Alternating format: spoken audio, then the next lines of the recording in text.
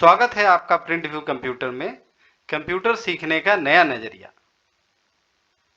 हम एक अजीब टॉपिक पे डिस्कस करेंगे कि कंप्यूटर को कैसे स्टार्ट किया जाता है और कैसे बंद किया जाता है। सुनने में बड़ा अजीब लगेगा कि कंप्यूटर को स्टार्ट करना और बंद करना तो हर एक को आता है, ये तो एक बच्चा भी चला सकता है।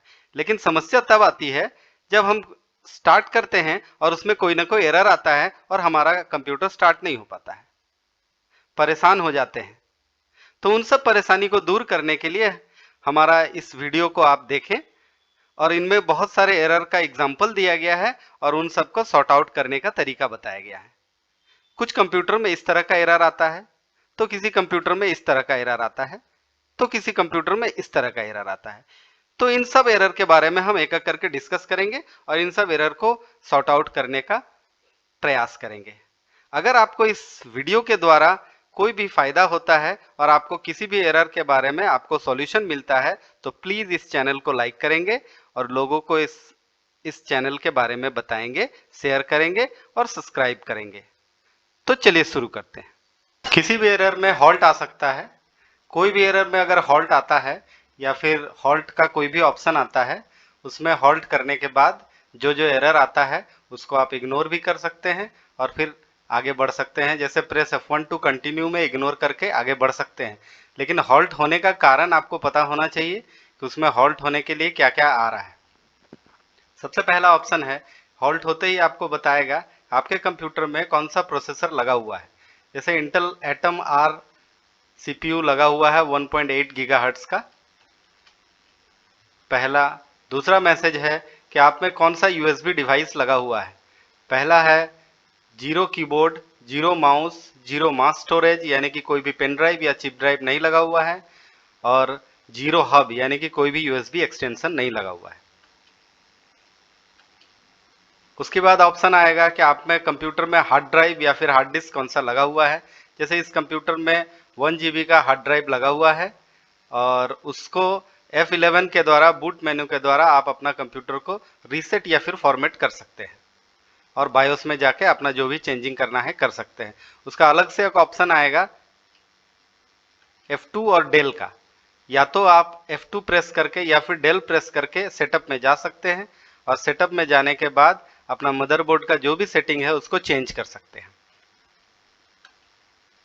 और आखिरी एरर आएगा जिस कारण से हॉल्ट हुआ है, हॉल्ट कीबोर्ड एंड माउस, यानी कि इस कंप्यूटर में कोई भी कीबोर्ड या माउस नहीं लगा हुआ है। अगर आप इसको कंटिन्यू करना चाहते हैं, प्रेस F1 टू कंटिन्यू करके इसको आगे रख सकते हैं। पहला एरर है boot and select proper boot device. ये ऑप्शन तब आता है जब आपके कंप्यूटर में या तो हार्ड डिस्क खराब हो गया है या फिर आपके कंप्यूटर में हार्ड डिस्क है ही नहीं, या फिर आपके कंप्यूटर में तीन ऑप्शन हो सकता है, या फिर आपके कंप्यूटर में कोई पेन ड्राइव लगा हुआ है जिसमें बूट सॉफ्टवेयर नहीं है। वो पेन ड्राइव यूं ही कोई मूवी वगैरह का कॉपी किया हुआ है जिसके कारण वो बूट नहीं कर पा रहा है और ये रुका हुआ है। तो आप उस डिवाइस को हटा करके प्रेस एनी की करके आप आगे बढ़ सकते हैं, फिर आपका कंप्यूटर एज इट इज चालू हो जाएगा। ये एरर है तब आता है जब आपका कंप्यूटर कभी कभी अनप्रॉपरली शट डाउन होने की वजह से ये ऑप्शन आता है। जब आपका कंप्यूटर अनप्रॉपरली शट डाउन होगा तो बार बार अनप्रॉपरली शट डाउन होने की वजह से ये ऑप्शन आता है, जिसमें आप बार बार कोशिश करने के बाद भी अगर आपका कंप्यूटर ऑन नहीं होता है तो मिनिमम रिक्वायरमेंट के द्वारा पहला ऑप्शन से आप कंप्यूटर को ऑन कर सकते हैं। सेफ मोड में आप मिनिमम रिक्वायरमेंट के द्वारा अपना कंप्यूटर को ऑन कर सकते हैं और अपना डेटा को बैकअप कर सकते हैं।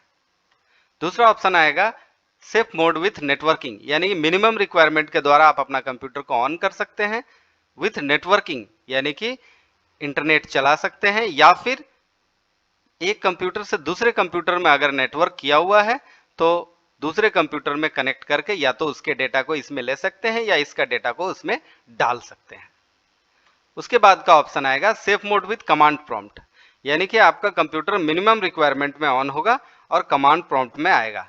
कमांड प्रॉम्प्ट का मतलब होता है MS-DOS के द्वारा आप अपना कंप्यूटर का सारा काम कर सकते हैं और DOS कमांड के द्वारा आप अपना कंप्यूटर का डेटा वगैरह को ट्रांसफर कर सकते हैं। अगर इनमें से कोई नहीं हुआ है और आपको लगता है कि मेरा कंप्यूटर स्टार्ट है, नॉर्मल अच्छा है, तो स्टार्ट विंडो नॉर्मली के द्वारा आप अपना कंप्यूटर को चला सकते हैं। अगर आपका कंप्यूटर रिपेयर करना एसेंशियल हो गया है तो लॉन्च स्टार्टअप रिपेयर में जाकर के आप अपना कंप्यूटर को रिपेयर कर सकते हैं। यहाँ पर एंटर करने के बाद आपका कंप्यूटर रिपेयर होगा और फिर वो रिपेयर करने के बाद आपका computer as it is on कर देगा।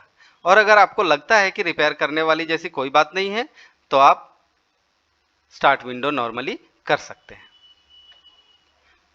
और अगर आपको रिपेयर करना है तो रिपेयर में एंटर करते ही आपका कंप्यूटर जो है रिपेयर होने लगेगा। कुछ इस तरह का ऑप्शंस आएगा, इमेज आएगा, इन सब को आगे बढ़ते हुए आपको रिस्टोर में क्लिक करके आपका कंप्यूटर को फिर से रिस्टोर होकर के पहले जैसा हालत में कंप्यूटर को ला देगा और फिर आपका कंप्यूटर चालू हो जाएगा। आखिरी एरर है, पहले एरर जैसा ही है, इसमें भी हॉल्ट हुआ है, लेकिन ये हॉल्ट हुआ है CMOS बैटरी यानी कि आपके CPU में जो बैटरी लगा हुआ है उस बैटरी को खत्म होने या फिर एब्सेंस के वजह से ये एरर आ रहा है। CMOS date time not set. अगर आप अपना कंप्यूटर का डेट और टाइम सही नहीं होता है तो ये एरर आता है। F1 टू रन सेटअप यानी प्रेस F1 करके आप अपना कंप्यूटर को ठीक कर सकते हैं। बायोस में जाके इसका अलग से मैं एक वीडियो बना दूंगा। अब इसमें पहले एरर जैसा ही है, जैसे इस कंप्यूटर में इंटेल का कोर 2 डुओ CPU या प्रोसेसर लगा हुआ है। इसमें आपका 2 GB रैम लगा हुआ है और इसमें हार्ड डिस्क 500 GB लगा हुआ है WD का, और F1 करके इसका बायोस को आप सेटिंग कर सकते हैं। तो ये कुछ एरर के बारे में आपको बताया गया है।